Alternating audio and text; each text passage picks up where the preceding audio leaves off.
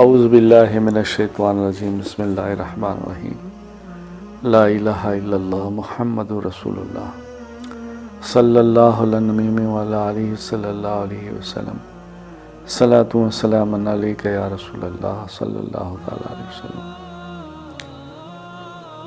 الحمدللہ رب العالمین الرحمن الرحیم الرحمن الرحیم الرحمن الرحیم مالک یوم الدین ایاک نعبد و ایاک نستعین اہدنا الصراط المستقیم صراط الذین انعمت علیہم غیر المغضوب علیہم ولا الضالین آمین قل هو اللہ احد اللہ الصمد لم یلد ولم یولد ولم یکن له کفوا احد قل هو اللہ احد اللہ الصمد لم یلد ولم یولد ولم یکن له کفوا احد قل هو اللہ احد اللہ الصمد لم یلد ولم یولد ولم یکن له کفوا احد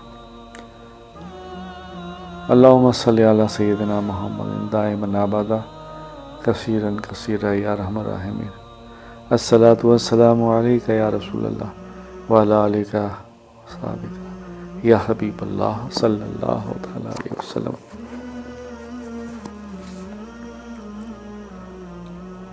قرآن و حدیث کی روشنی میں اوس اور خزرج سے محبت اور یہودی کی دشمنی، زمین کا عجیب فرش، نماز کے لیے مسجد میں جانا، دعا کے کلمات کو 3 بار کہنا، شرم و حیا ایمان کا زوج ہے، گناہ سے نہ روکنے کا وبال۔ سب سے بڑا تقوی والا کون؟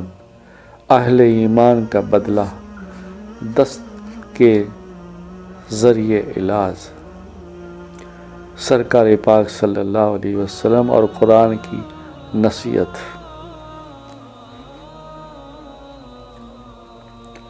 مدینہ طیبہ میں مختلف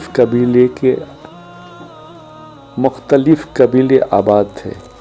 ان میں مشرکوں کے 2 قبیلے اوس اور خزرج تھے۔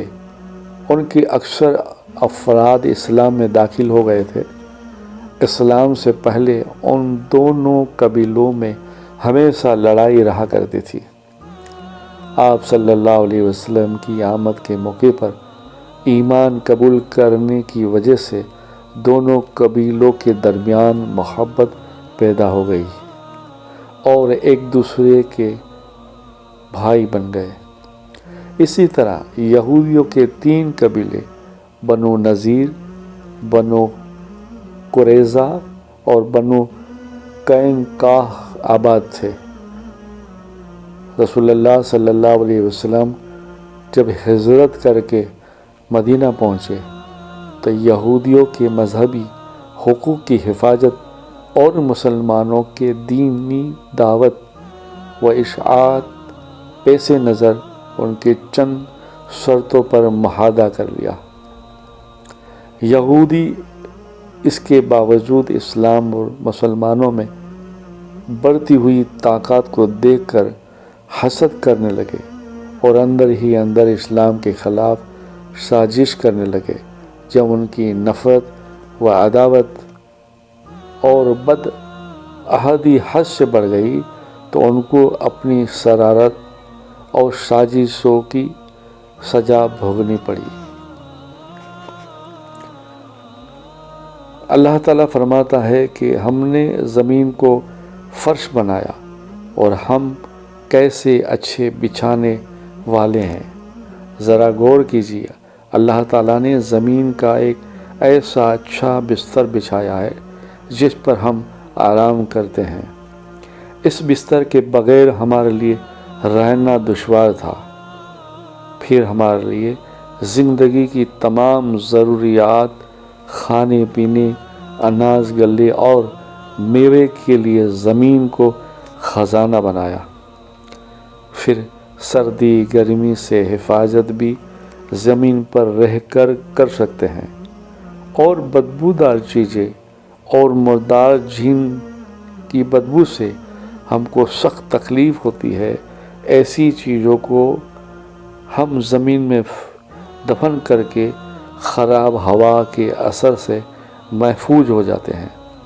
بلا شبہ اتنا لمبا چوڑا زمین کا بستر اسی حکیم مطلق کی اللہ کریم کی کاریگری ہے۔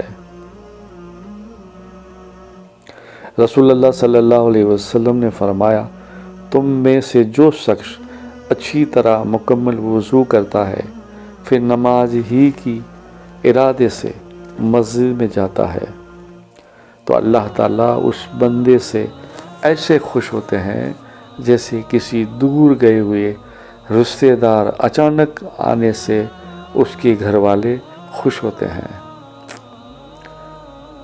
ابن خزیمہ روایت عن ابی ہریرہ رضی اللہ تعالیٰ عنہ، رسول اللہ صلی اللہ علیہ وسلم نے فرمایا، دعا و استغفار کے کلمات کو 3 مرتبہ دہرانا پسند فرماتے ہیں۔ سبحان اللہ۔ کتاب ابو داود روایت عن ابن مسعود رضی اللہ تعالیٰ عنہ، رسول اللہ صلی اللہ علیہ وسلم نے فرمایا، ایمان کے 60 سے اوپر 70 سے کوئی زائد شعبے ہیں، سب سے افضل لا الہ الا اللہ محمد رسول اللہ پڑھنا ہے، اور سب سے کم درجہ راستے سے تکلیف دہ چیز کا ہٹا دینا ہے، اور شرم و حیا کا ایمان کا حصہ ہے۔ آخر شرم و حیا ایمان کا حصہ ہے۔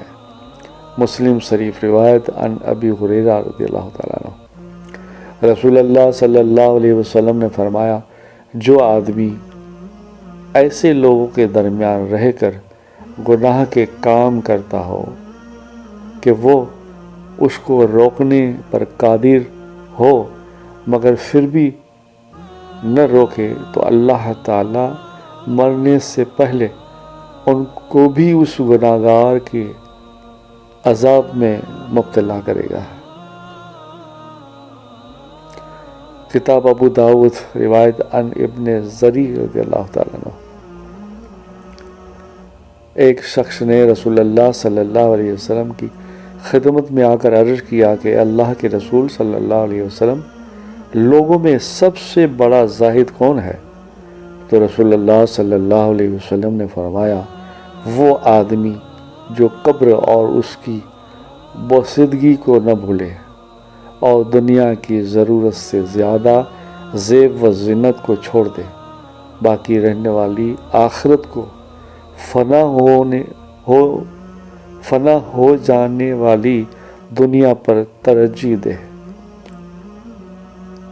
آنے والے کل کو اپنی زندگی کا آخری دن شمار کرے اور اپنے آپ کو مردوں کی فہرست میں شمار کرے تو یہ سب سے بڑا زاہد ہے۔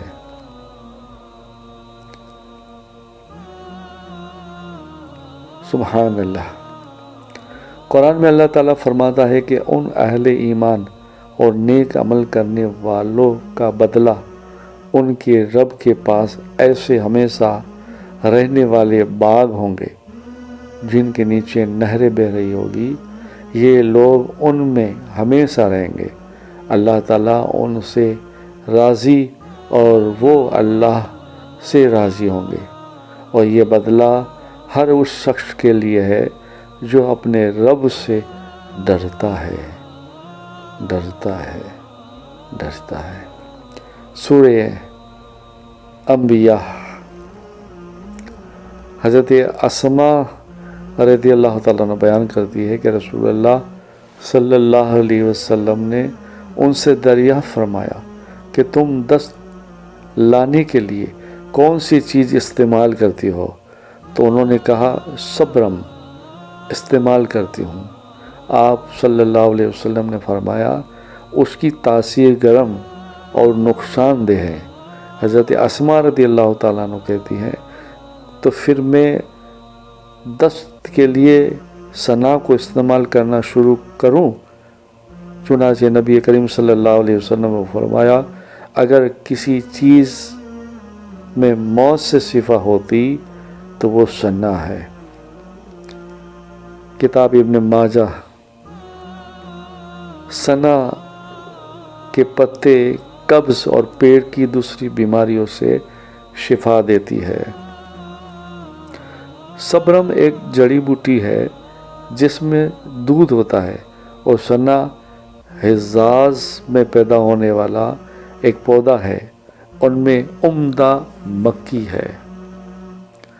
قرآن میں اللہ تعالیٰ فرماتا ہے، اور اللہ کا سہارا مضبوطی سے پکڑ لو، وہی تمہارا کام بنانے والا ہے، اور جس کے کام بنانے والا اللہ ہو تو اللہ تعالیٰ کیا ہی اچھا کام بنانے والا ہے اور کیا ہی اچھا مددگار ہے۔